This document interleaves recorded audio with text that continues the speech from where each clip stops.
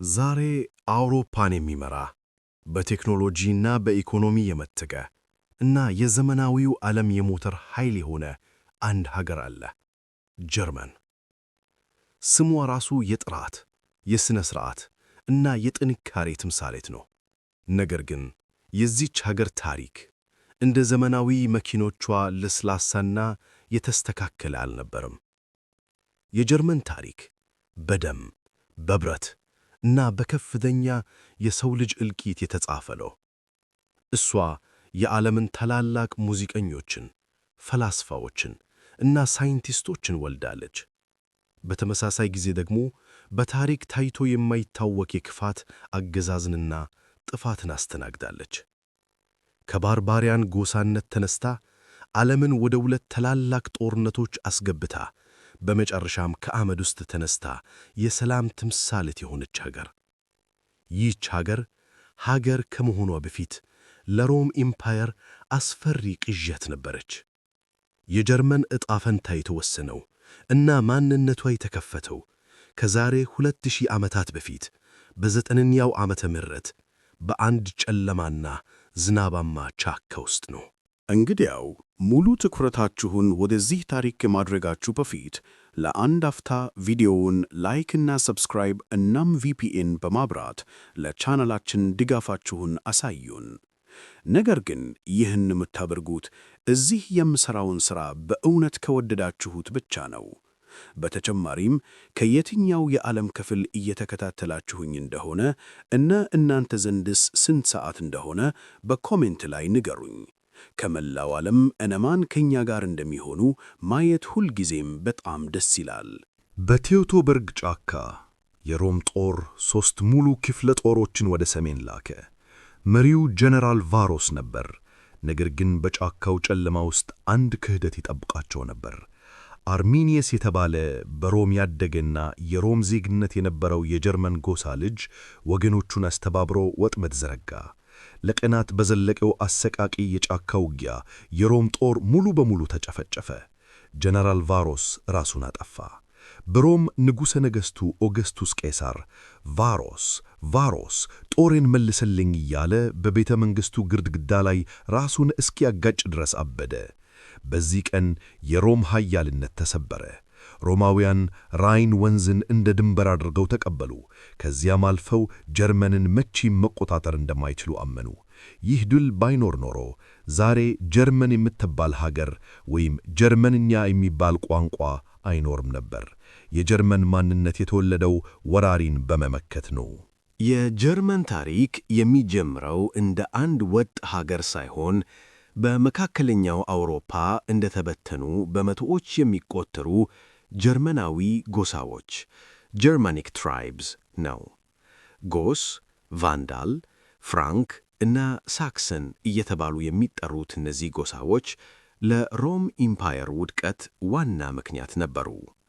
ሮም ከወደቀች በኋላ ከአመድ ውስጥ አዲስ ኃይል ወጣ። ከነዚህ ጎሳዎች መካከል ፍራንኮች ፍራንክስ የበላይነቱን ያዙ።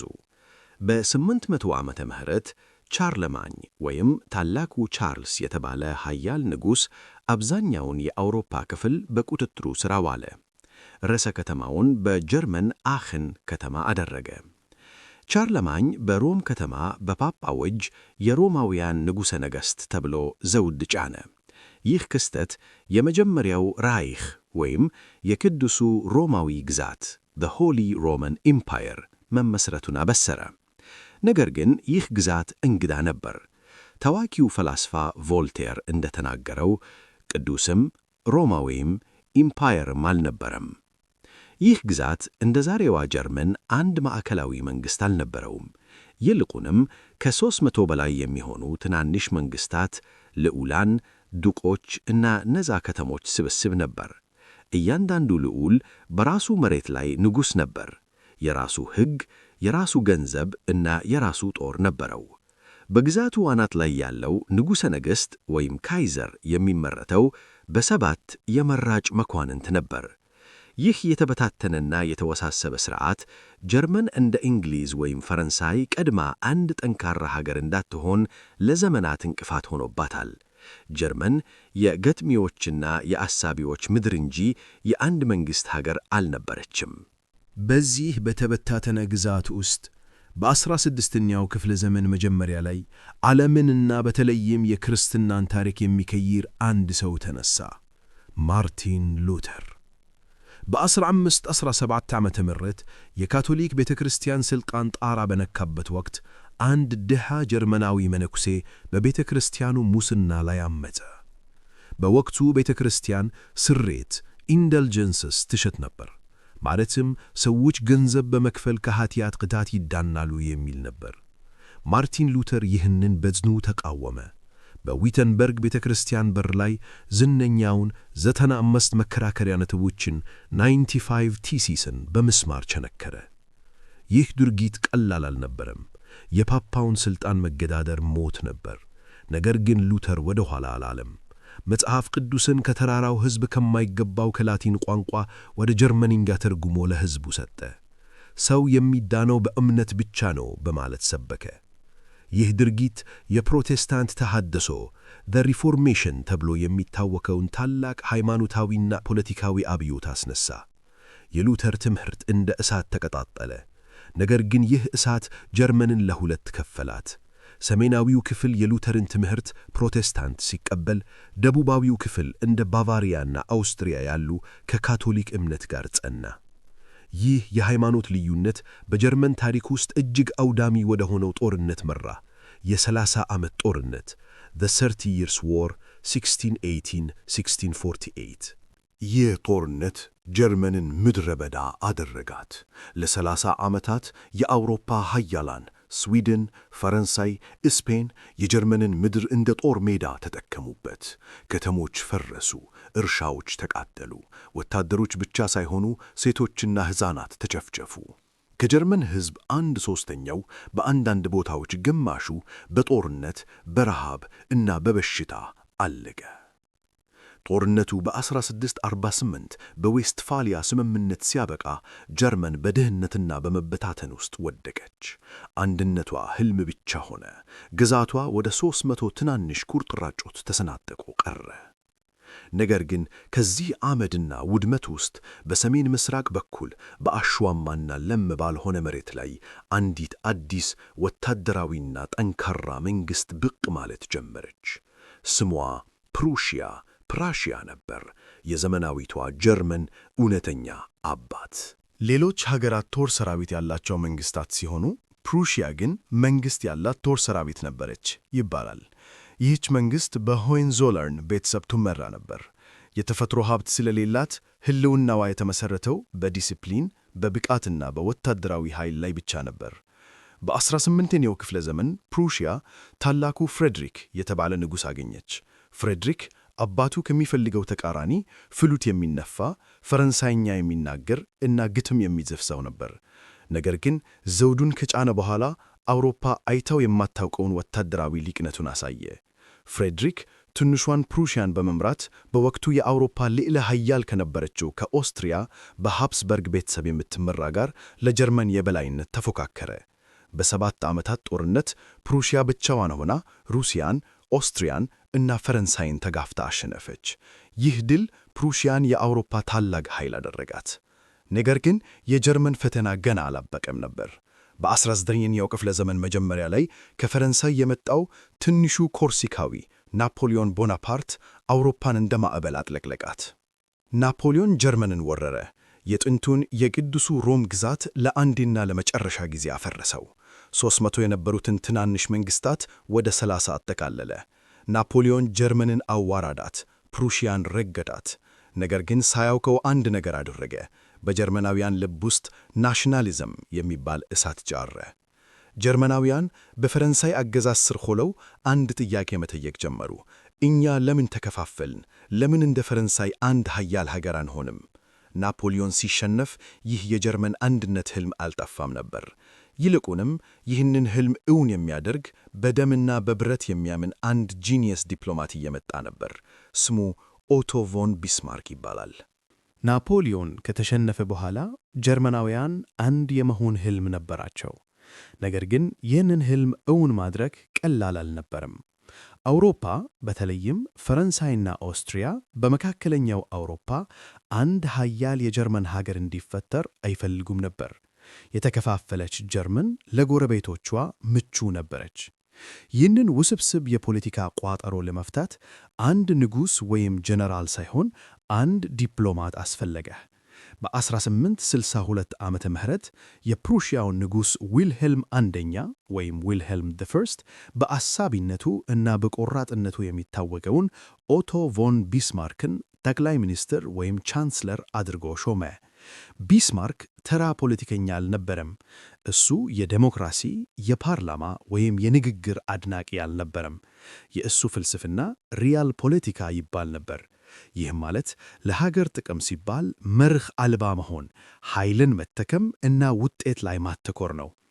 ቢስማርክ ስልጣን እንደያዘ ለፕሩሺያ ፓርላማ ያደረገው ንግግር የመጪውን ዘመን አቅጣጫ በግልጽ የሚያሳይ ነበር። እንዲህ አለ። የዘመኑ ታላቅ ጥያቄዎች የሚመለሱት በንግግርና በድምፅ ብልጫ አይደለም። የዘመኑ ጥያቄዎች የሚመለሱት በደምና በብረት ብቻ ነው። ቢስማርክ ቃሉን ጠበቀ። ጀርመንን አንድ ለማድረግ ብቸኛው መንገድ 3 አጫጭርና የታቀዱ ጦርነቶችን ማድረግ እንደሆነ ያምን ነበር።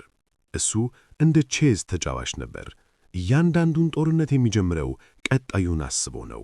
ጦርነት 1 ከዴንማርክ ጋር በ1664 ቢስማርክ በመጀመሪያ የጀርመንን ሕዝብ ስሜት መገስገስ ፈለገ። በሰሜን የሚገኙ 2 ግዛቶችን ሽሌስዊግ እና ሆልስቴን ከዴንማርክ ለመቀማት ከኦስትሪያ ጋር ኅብረት ፈጠረ። ኦስትሪያና ፕሩሺያ ሆነው ትንሿን ዴንማርክን በፍጥነት አሸነፉ። ይህ ድል የፕሩሺያን ጦር ብቃት የፈተሸና ቢስማርክን እንደ ጀግና ያስጠራ ነበር። ጦርነት 2 ከኦስትሪያ ጋር በ1666 ይህ የቢስማርክ ታላቁ ቁማር ነበር። ኦስትሪያ ለዘመናት የጀርመን ሕዝቦች መሪ ነበረች። ፕሩሺያ የጀርመንን የበላይነት ለመውሰድ ኦስትሪያን ማስወገድ ነበረባት። ቢስማርክ ሆን ብሎ ከኦስትሪያ ጋር ግጭት ፈጠረ። ብዙዎች የወንድማማች ጦርነት ብለው ፈሩት። ነገር ግን የፕሩሺያ ጦር በዘመናዊ የባቡር ቴክኖሎጂና ኒድል ገን ወይም ከኋላ የሚሞላ ፈጣን ጠመንጃ በመታገዝ ኦስትሪያን በ7 ሳምንታት ውስጥ አሸነፈ። በኮኒግራትስ ጦርነት ወይም ባትል ኦፍ ኮኒግራትስ የኦስትሪያ ኃያልነት አከተመ። ቢስማርክ ግን ብልህ ነበር። ኦስትሪያን አዋርዶ ጠላት ከማድረግ ይልቅ የሰላም ስምምነት አድርጎ ከጀርመን ጉዳይ እንድትወጣ ብቻ አደረጋት። አሁን ሰሜን ጀርመን በፕሩሺያ ቁጥጥር ስር ሆነች። ቀሪው ደቡብ ጀርመን ብቻ ነበር። እነዚህ የካቶሊክ ግዛቶች ፕሮቴስታንቷን ፕሩሺያን ይጠራጠሩ ነበር። ቢስማርክ እነሱን ለማሳመን አንድ የጋራ ጠላት እንደሚያስፈልግ ተረዳ። ያ ጠላት የዘመናት ተቀናቃኛቸው ፈረንሳይ ነበረች። ጦርነት 3 ከፈረንሳይ ጋር 1870 እስከ 1871 ቢስማርክ ፈረንሳይ ጦርነት እንድትጀምር ወጥመድ ዘረጋ። የኤምስ ቴሌግራም ኢምስ ዲስፓች የተባለውን የንጉሡን ደብዳቤ አዛብቶ ለጋዜጣ በመስጠት የፈረንሳይን ንጉሥ ናፖሊዮን ሦስተኛን የታላቁ ናፖሊዮን የወንድም ልጅ ሰደበው። በቁጣ የተቀጠቀጠችው ፈረንሳይ በፕሩሺያ ላይ ጦርነት አወጀች። ቢስማርክ የፈለገው ይህንን ነበር። ፈረንሳይ ወረረችን በማለት ደቡብ ጀርመንን ከፕሩሺያ ጋር አስተባበረ። የተዋሃደው የጀርመን ጦር ልክ እንደ ጎርፍ ፈረንሳይን አጥለቀለጋት። ፈረንሳዮች በቴክኖሎጂና በስትራቴጂ ተበለቱ። በሴዳን ጦርነት የፈረንሳይ ንጉሥ ናፖሊዮን ሦስተኛ በጀርመኖች ተማረከ። የጀርመን ጦር ፓሪስን ከበበ። ፓሪስ በረሃብ አለቀች። በመጨረሻም ፈረንሳይ እጅ ሰጠች። ጥር 1871 ዓመተ ምህረት ቢስማርክ የፈረንሳይን ውርደት ፍጹም ለማድረግ ወሰነ። በፓሪስ አቅራቢያ በሚገኘው በቬርሳይ ቤተ መንግሥት የፈረንሳይ ነገሥታት ክብር ቦታ በሚያበረቀርቀው የመስተዋወቶች አዳራሽ ሆል ኦፍ ሚረርስ ውስጥ የጀርመን መኳንንት ተሰበሰቡ። በዚያ ቦታ በጠላት ምድር ልብ ውስጥ ሆነው የፕሩሺያውን ንጉሥ ዊልሄልም አንደኛን የጀርመን ንጉሠ ነገሥት ካይዘር ብለው አወጁ። የጀርመን ኢምፔሪየም ወይም ሁለተኛው ራይክ ተወለደ። አሁን በአውሮፓ መሃል በሕዝብ ብዛት በኢንዱስትሪና በወታደራዊ ኃይል ወደር የሌለው አዲስ ልዕለ ኃያል ሀገር ተፈጠረ። የቢስማርክ ሕልም እውን ሆነ። አዲሷ ጀርመን በኢንዱስትሪ አብዮት ፈነዳች። ፋብሪካዎች እንደ እንጉዳይ በቁ። ጀርመናውያን በኬሚስትሪ፣ በኤሌክትሪክና በምህንድስና የዓለም መሪ ሆኑ። የካርል ቤንዝና ጎትሊብ ዳይምለር መኪና ፈጠራ የጀርመንን የቴክኖሎጂ የበላይነት አበሰረ። የሰራተኞች መብት፣ የጡረታና የጤና ዋስትና በቢስማርክ የጀመረ የጀርመንን ማኅበረሰብ አረጋጋ። ቢስማርክ የብረት ቻንስለር ለአውሮፓ ሰላም ሲል የፈጠረውን አዲሱን ኃይል በጥንቃቄ ይመራ ነበር። ጀርመን ጠግላለች፣ ሳቲየትድ ፓወር በማለት ተጨማሪ ጦርነት እንደማትፈልግ አስታወቀ። ውስብስብ በሆነ የዲፕሎማሲና የቃል ኪዳን መረብ ፈረንሳይን አግልሎ እና ሩሲያን ወዳጅ አድርጎ ሰላምን ጠበቀ። ነገር ግን በ1888 የሦስት ንጉሠ ነገሥታት ዓመት ተብሎ በሚጠራው ዓመት ነገሮች ተለወጡ። አሮጌው ካይዘር ዊልሄልም አንደኛ ሞተ። ልጁም በካንሰር ሞተ። የ29 ዓመቱ ትዕቢተኛ እና እብሪተኛ የሆነው የልጅ ልጁ ካይዘር ዊልሄልም ዳግማዊ ዙፋኑን ተቆጣጠረ። ወጣቱ ካይዘር የቢስማርክን ጥንቃቄ የተሞላበት ዲፕሎማሲ ጠላው። እሱ ጀርመን በፀሐይ ስር ቦታዋን እንድታገኝ፣ ቅኝ ግዛቶችን እንድትይዝና የባሕር ኃይል እንድትገነባ ይፈልግ ነበር። በ1890 ካይዘር ዊልሄልም ቢስማርክን ከሥልጣን አባረረው። አብራሪውን ሜዳል ድሮፒንግ ደ ፓይለት አባለ። አሁን የመርከቡ መሪ ልምድ የሌለውና ስሜታዊው ካይዘር ነው። እሱ ጀርመንን ወደ ተሳሳተ አቅጣጫ እየመራት ነበር። የብሪታንያን የባሕር ኃይል መግዳዳር ጀመረ። ሩሲያን አራቃት። ይህም ሩሲያ ወደ ፈረንሳይ እንድትጠጋ አደረገ። አውሮፓ ቀስ በቀስ ወደ ሁለት ካምፖች ተከፈለች። የቢስማርክ ስጋት እውን ሊሆን ነበር። ታላቁ ቻንስለር ከመሞቱ በፊት እንዲህ ብሎ ተነብዮ ነበር። በአውሮፓ የሚነሳው ታላቅ ጦርነት በባልካን በሚደረግ አንድ የሞኝ ድርጊት ምክንያት ይጀምራል። እናም ልክ እንዳለው በ1914 ያ የሞኝ ድርጊት ተፈጸመ። ጀርመን በክብሯ ጫፍ ላይ ሆና ወደ ገደል ልትዘል ተዘጋጀች። 1914 ቢስማርክ የፈራው ነገር ደረሰ። አንድ በባልካን በሳራየቮ የተተኮሰ ጥይት መላውን ዓለም ወደ እሳት ለኮሰው። ጀርመን በንጉሠ ነገሥቷ ካይዘር ዊልሄልም ትዕቢት ተመርታ ወደ አንደኛው የዓለም ጦርነት ዘለለች። ጀርመን የምትፈራውን ነገር ገጠማት። በሁለት ግንባር፣ በምሥራቅ ከሩሲያ፣ በምዕራብ ከፈረንሳይና እንግሊዝ መዋጋት። የጀርመን ወታደሮች በጀግንነት ተዋጉ። ሩሲያን አሸነፉ። ፈረንሳይን ሊያጠፉ ተቃረቡ። ነገር ግን ዓለምን በሙሉ ብቻቸውን ማሸነፍ አልቻሉም። ከ4 ዓመታት አሰቃቂ የቦይ ውጊያ ትሬንች ዋርፌር እና እልቂት በኋላ የጀርመን ሕዝብ በረሃብና በድካም ተንኮታኮተ። ህዳር 1918 የጀርመን መርከበኞች አመጹ። ካይዘሩ ሥልጣኑን ጥሎ ወደ ሆላንድ ሸሸ። ጀርመን ሪፐብሊክ ሆነች። አዲሱ መንግሥት የጦር ማቆሚያ ስምምነት ፈረመ። ጦርነቱ አበቃ። ነገር ግን ለጀርመን እውነተኛው ቅዠት ገና መጀመሩ ነበር። ሰኔ 28 1919 በፈረንሳይ ቨርሳይ ቤተ መንግሥት። ልክ ከ48 ዓመታት በፊት የጀርመን ኢምፓየር በክብር በተመሠረተበት በዚያው ቦታ አሁን የጀርመን ተወካዮች የሞት ፍርዳቸውን ለመፈረም ቀረቡ። የቨርሳይ ስምምነት ትሪቲ ኦፍ ቨርሳይ። ይህ ስምምነት ሰላም ሳይሆን በቀል ነበር። ጀርመን ለጦርነቱ ብቸኛ ተጠያቂ ተደረገች። ግዛቶቿ ተገነጠሉ። ቅኝ ግዛቶቿ ተወሰዱ። ጦሯ ፈረሰ። ከሁሉም በላይ ደግሞ ልትከፈለው የማትችለው በቢሊዮን የሚቆጠር ዶላር የጦር ካሳ ተጣላባት። ጀርመናውያን ይህንን ዲክታት በኃይል የተጫነ ትዕዛዝ አሉ። ውርደቱ ወደ አጥንታቸው ዘለቀ። ወታደሮቹ በሜዳ አልተሸነፍንም፣ በፖለቲከኞች ከጀርባ ተወጋን የሚል አደገኛ አስተሳሰብ ይዘው ወደ ቤታቸው ተመለሱ። በዚህ የውርደት አመድ ላይ የቫይማር ሪፐብሊክ የተባለችው አዲሷ ዴሞክራሲያዊት ጀርመን ተወለደች።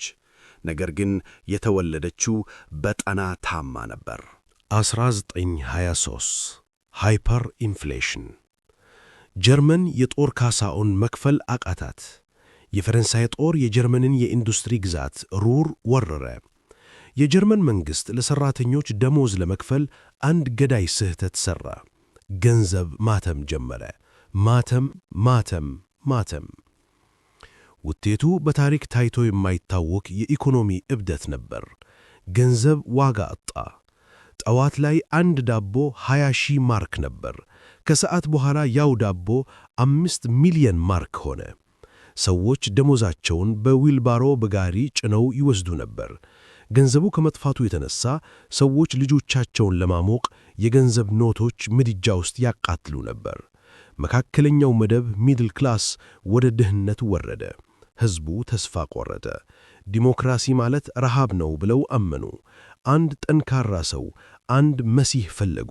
በዚህ የትርምስ ሰዓት በሙኒክ ከተማ በሚገኙ መጠጥ ቤቶች ቢር ሃልስ ውስጥ አንድ ያልታወቀ ኦስትሪያዊ የቀድሞ ወታደር እና ያልተሳካለት ሰዓሊ ሕዝቡን ይሰበስብ ነበር። ስሙ አዶልፍ ሂትለር። ሂትለር የሕዝቡን ቁጣ ወደ ኃይል ቀየረው። ጀርመን አልተሸነፈችም፣ አይሁዶችና ኮሚኒስቶች ናቸው የሸጡን ብሎ ጮኻ። የቬርሳይን ውል እቀዳለሁ፣ ጀርመንን እንደገና ታላቅ አደርጋለሁ ብሎ ቃል ገባ። የእሱ ፓርቲ ናዚ ፓርቲ ለተዋረደው ሕዝብ ኩራትን ሰጠ።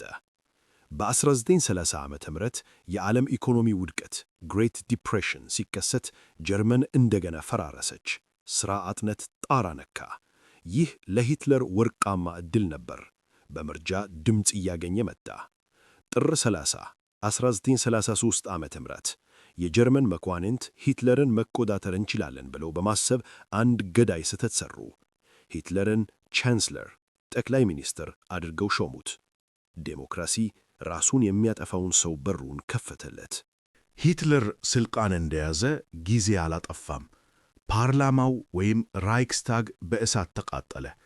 ሂትለር ይህንን ሰበብ በማድረግ የአስቸኳይ ጊዜ አዋጅ አወጀ። ዴሞክራሲ ሞተ። እሱ ፊውረር ወይም መሪ ሆነ። ሦስተኛው ራይክ ወይም ዘ ተርድ ራይክ ተጀመረ።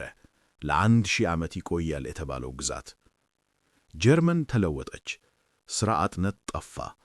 አውራ ጎዳናዎች አውቶባን ተገነቡ። ፋብሪካዎች ታንክና አውሮፕላን ማምረት ጀመሩ። ሂትለር የቬርሳይን ውል ቀደደው። ዓለም ዝም አለች። ሂትለር አውስትሪያን ጠቀለለ፣ ቼኮስሎቫኪያን ዋጠ። ዓለም አሁንም ዝም አለች። ይበቃዋል ብለው አሰቡ። ነገር ግን ሂትለር አይበቃውም ነበር። መስከረም 1 1939 ጀርመን ፖላንድን ወረረች። ሁለተኛው የዓለም ጦርነት ተጀመረ። የጀርመን ጦር ዌርማኽት ዓለም አይቶት የማያውቀውን አዲስ የጦር ስልት አሳየ። ብሊትስክሪግ ወይም የመብለቅ ጦርነት። ታንኮችና አውሮፕላኖች ተቀናጅተው የሚሰሩበት ፍጥነት። ፖላንድ በወር ውስጥ ወደቀች። ፈረንሳይ የአውሮፓ ኃያል የተባለችው በ6 ሳምንታት ተንኮታኮተች። ሂትለር ፓሪስ ገብቶ በኢፍል ታወር ፊት ለፊት ፎቶ ተነሳ። አውሮፓ በናዚ ጨለማ ስር ወደቀች። ብሪታንያ ብቻዋን ቀረች። ነገር ግን ከዚህ ወታደራዊ ድል በስተጀርባ በታሪክ ታይቶ የማይታወቅ የሰው ልጅ ጭካኔ ይፈጸም ነበር። ሆሎኮስት። ሂትለርና ናዚዎች አይሁዶችን፣ ጂፕሲዎችን እና አካል ጉዳተኞችን ዝቅተኛ ዘር ብለው ፈረጁ። በኢንዱስትሪ ደረጃ በጋዝ እና በምድጃ 6 ሚሊዮን አይሁዶችን ጨፈጨፉ። ይህ የጀርመን ታሪክ ጥቁር ጠባሳ ነው። 1941 ዓመተ ምህረት ሂትለር በትዕቢት ተሞልቶ ትልቁን ስህተት ሠራ። ሶቪየት ኅብረትን፣ ሩሲያን ወረረ። መጀመሪያ ላይ ድል ያገኘ ቢመስልም በስታሊንግራድ በረዶ ውስጥ የጀርመን ጦር አከርካሪ ተሰበረ። በተመሳሳይ ጊዜ አሜሪካ ጦርነቱን ተከላከለች። ጀርመን በሁለት ግንባር ተወጠረች። ከተሞቿ በርሊን፣ ድሬዝደን፣ ሃምቡርግ በአሊያንስ ቦምብ ተደብድበው አመድ ሆኑ። ሚያዝያ 30 1945 የሩሲያ ወታደሮች በርሊን ገብተው በራይክስታግ ላይ ባንዲራ ሲሰቅሉ ሂትለር በምሽጉ ውስጥ ራሱን አጠፋ። ግንቦት 8 1945 ጀርመን እጅ ሰጠች። የሺህ ዓመቱ ራይክ በ12 ዓመታት ውስጥ ፈራረሰ። ጀርመን ተቃጥላ ተደመሰሳ፣ በታሪክ ታይቶ የማይታወቅ ውርደትና ውድመት ውስጥ ቀረች። ሀገሪቱ ብቻ ሳትሆን የሕዝቡ ሞራልም ሞተ። አሁን ጥያቄው ጀርመን እንደገና ሀገር መሆን ትችላለች ወይ የሚል አልነበረም። ጥያቄው ጀርመን መኖር ይገባት ይሆን የሚል ነበር። ነገር ግን ታሪክ ለጀርመን ሌላ እጅግ የተለየና እንግዳ የሆነ ዕጣ ፈንታ አዘጋጅቶላት ነበር። ሀገሪቱ ለሁለት ልትከፈልና ኢትዮጵያንም የሚነካ አዲስ ታሪክ ልትሰራ ነበር። 1945 ጀርመን 0 ሰዓት ላይ ነበረች። ከተሞቿ የፍርስራሽ ክምር፣ ሕዝቧ በረሃብ የተመታና ስሟም በናዚ ወንጀል የቆሸሸ ነበር። አሸናፊዎቹ ኃያላን አሜሪካ፣ ብሪታንያ፣ ፈረንሳይና ሶቪየት ኅብረት ጀርመንን እንደ ኬክ ለአራት ተካፈሏት። ይህ ክፍፍል ጊዜያዊ ነው ተብሎ ነበር። ነገር ግን በአሸናፊዎቹ መካከል አለመግባባት ተፈጠረ። ዓለም ወደ ቀዝቃዛው ጦርነት ኮልድ ዋር ገባች። አውሮፓ በእረት መጋረጃ ለሁለት ተሰነጠቀች። ይህ ሰንጠቅ የጀርመንን ልብ ቀደደው። በ1949 ሁለት የተለያዩ ጀርመኖች ተወለዱ።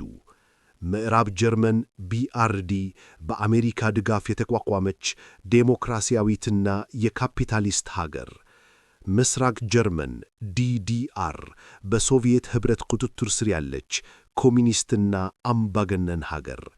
ዋና ከተማዋ በርሊንም ለሁለት ተከፈለች። ምዕራብ በርሊን በኮሚኒስት ውቅያኖስ መሃል የምትገኝ የነጻነት ደሴት ሆነች። በ1950ዎቹ በሚሊዮን የሚቆጠሩ የምስራቅ ጀርመን ዜጎች የኮሚኒስት አገዛዝን በመጥላት ወደ ምዕራብ በርሊን እየገቡ ይሸሹ ነበር።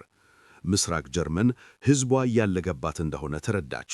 ይህንን ለማስቆም አንድ ጨካኝ እርምጃ ወሰደች። ነሐሴ 13 1961 እሁድ ንጋት ላይ የምስራቅ ጀርመን ወታደሮች በድንገት የበርሊንን ድንበር በሽቦ አጥር ዘጉት። ቀጥሎም ኮንክሪት መታ። የበርሊን ግንብ በርሊን ዎል ተገነባ። ይህ ግንብ ከተማን ብቻ ሳይሆን ቤተሰብን፣ ወዳጅንና ፍቅረኛን ለያየ። ግንቡን ዘለለው ለማምለጥ የሞከሩ መቶዎች በምስራቅ ጀርመን ወታደሮች ተተኩሰው ተገደሉ። ግንቡ የጭቆና ምልክት ሆነ። ሁለት ዓለማት፣ ሁለት ታሪኮች። በምዕራብ በኩል የኢኮኖሚ ተአምር ዊርትሻፍትስውንደር ተፈጠረ።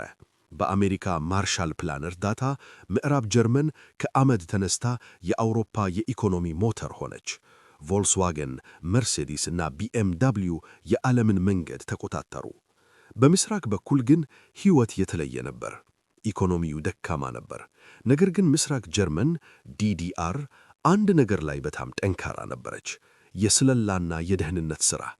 እዚህ ላይ ነው ሽታዚ ወደ ታሪክ የሚገባው። ሽታዚ በታሪክ ውስጥ እጅግ በጣም ውጤታማና አስፈሪ የሆነው የምስራቅ ጀርመን ምስጢራዊ ፖሊስ ነበር።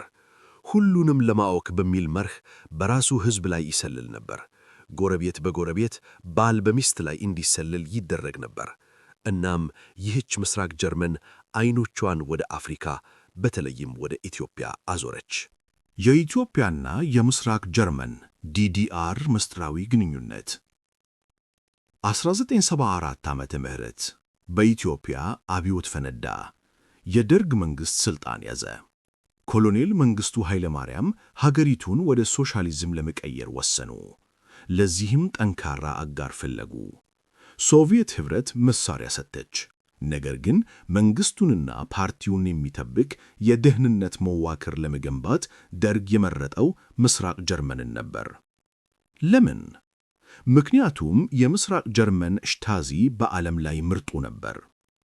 በ1970ዎቹና 80ዎች በኢትዮጵያና በምስራቅ ጀርመን መካከል ጠንካራ ግንኙነት ተፈጠረ። የደህንነት ሥልጠና። የምስራቅ ጀርመን መኮንኖች አዲስ አበባ መጡ። የኢትዮጵያን ደህንነትና ፖሊስ አሰለጠኑ። የሥላሴ ቴክኒክ፣ መረጃ አሰባሰብ እና የተቃዋሚዎችን እንቅስቃሴ እንዴት መቆጣጠር እንደሚቻል አስተማሩ። የፓርቲ ግንባታ። የኢትዮጵያ ሠራተኞች ፓርቲ ኢሰፓ ሲመሠረት መዋቅሩ የተቀዳው ከምስራቅ ጀርመን ገዢ ፓርቲ SED ነበር። የምስራቅ ጀርመን መሪ ኤሪክ ሆኔከር የቅርብ ወዳጅ ሆነው ኢትዮጵያን ጎበኙ። አዲስ አበባ ውስጥ ለሆኔከር ደማቅ አቀባበል ተደረገላቸው። ትምህርትና ርዕዮተ ዓለም። በሺዎች የሚቆጠሩ ኢትዮጵያውያን ተማሪዎች ለትምህርት ወደ ምስራቅ ጀርመን ተላኩ። ብዙዎቹ ዛሬም በጀርመንኛ ቋንቋ አቀላጥፈው ይናገራሉ። ካርል ማርክስ ዩኒቨርሲቲ ላይፕዚግ የኢትዮጵያ ካድሬዎች መፈለቂያ ሆነ። ምስራቅ ጀርመን ለደርግ መንግሥት የጀርባ አጥንት ነበረች። የደርግን የውስጥ መዋቅር በማጠናከር ረገድ ከሶቪየት ኅብረት በላይ ሚና ተጫውታለች። ነገር ግን በ1980ዎቹ መጨረሻ የምስራቅ ጀርመን ሕዝብ ትዕግስቱ አለቀ። ኢኮኖሚው ወድቋል፣ ነፃነት የለም። በሶቪየት ኅብረት ሚካኤል ጎርባቾቭ ለውጥ ፔሬስትሮይካ አወጁ። የምስራቅ ጀርመን መሪዎች ግን ለውጡን ተቃወሙ። ግንቡ ለ100 ዓመት ይቆማል ብለው በአደባባይ ተናገሩ። ነገር ግን ሕዝቡ አልሰማም። በላይፕዚግ ከተማ ሰኞ ሰኞ የሚደረገው የሻማ ማብራት ጸሎት ወደ ግዙፍ ሰላማዊ ሰልፍ ተለወጠ። እኛ ሕዝብ ነን፣ ቪር ዚንድ ዳስ ፎልክ የሚለው መፈክር ሀገሪቱን አናወጣት። ህዳር 9 1989 በምሽቱ ጋዜጠኛዊ መግለጫ ላይ አንድ የምስራቅ ጀርመን ባለሥልጣን በስህተት ድንበሩ ክፍት ነው ብሎ ተናገረ። ይህ ዜና በቲቪ ሲሰማ የበርሊን ሕዝብ እንደ ጎርፍ ወደ ግንቡ ፈሰሰ። ወታደሮቹ ግራ ተጋቡ። ሕዝቡ በዝቶባቸዋል፣ መተኮስ አልፈለጉም። በሮች ተከፈቱ። የምስራቅ እና የምዕራብ ጀርመናውያን ተቃቀፉ። ሰዎች በመዶሻ እና በምሳር ግንቡን ማፍረስ ጀመሩ። የበርሊን ግንብ ወደቀ። የቀዝቃዛው ጦርነት ምልክት ፈራረሰ። ይህ ክስተት በኢትዮጵያም ላይ ቀጥተኛ ተጽዕኖ ነበረው። የምስራቅ ጀርመን ውድቀት ለደርግ መንግሥት ትልቅ የድጋፍ ምሰሶ መሰበር ማለት ነበር። የኮሙኒስት ዓለም መፍረስ ጀመረ። ጥቅምት 3 1990 ለ45 ዓመታት ተለያይተው የነበሩት ሁለቱ ጀርመኖች በይፋ ተዋህዱ። ጀርመን እንደገና አንድ ሀገር ሆነች። ነገር ግን ውህደቱ ቀላል አልነበረም። ምስራቁ ክፍል በኢኮኖሚ ወድቆ ነበር። ምዕራብ ጀርመን ምስራቁን ለመገንባት ትሪሊዮን ዩሮዎችን አውጥታለች። ይህ የጀርመናውያንን ቆራጥነት ያሳየ ነበር። ዛሬ ጀርመን ከአውሮፓ እጅግ ኃያል ኢኮኖሚ ናት። የአውሮፓ ኅብረት ኢዩ መሪ ናት። ከናዚ እና ከኮሚኒስት አገዛዝ ጠባሳዎች ወጥታ የዲሞክራሲ እና የሰብአዊ መብት ተሟጋች ሆናለች። ለኢትዮጵያም ቢሆን የዛሬዋ ጀርመን ቁልፍ የልማት አጋር ናት። በቴክኒክና ሙያ ትምህርት ቲቪት፣ በኢንጂነሪንግ እና በንግድ ዘርፍ ጀርመን በኢትዮጵያ ያላት ተሳትፎ ከፍተኛ ነው። የድሮ የደህንነት የሱለላ ግንኙነት አክትሞ በልማት እና በቴክኖሎጂ ትብብር ተተክቷል። የጀርመን ታሪክ የሰው ልጅ የመውደቅ እና የመነሳት ታሪክ ነው። ከባርባሪያን ጫካዎች ተነስተው ሮምን ያሸነፉበት፣ ማርቲን ሉተር ዓለምን የለወጠበት፣ ቢስማርክ በደምና በብረት የገነባት፣ ሂትለር ወደ ሲኦል የወሰዳት እና በመጨረሻም ሕዝቡ በሰላማዊ መንገድ ግንቡን አፍርሶ አንድነቱን የመለሰበት ታሪክ ነው። ጀርመን የሚያስተምረን አንድ ትልቅ እውነት አለ። አንድ ሕዝብ የቱንም ያህል ወደ ጥልቁ ቢወርድ ስህተቱን አምኖ ከተቀበለ እና በርትቶ ከሠራ እንደገና መነሳትና የዓለም ብርሃን መሆን ይችላል። ዛሬ በርሊን አደባባይ ላይ ስትቆሙ የድሮው ግንብ ፍርስራሽና አዲሱ ፓርላማ ጎን ለጎን ይታያሉ። ያ የጀርመን ዘላለማዊ ምስክር ነው።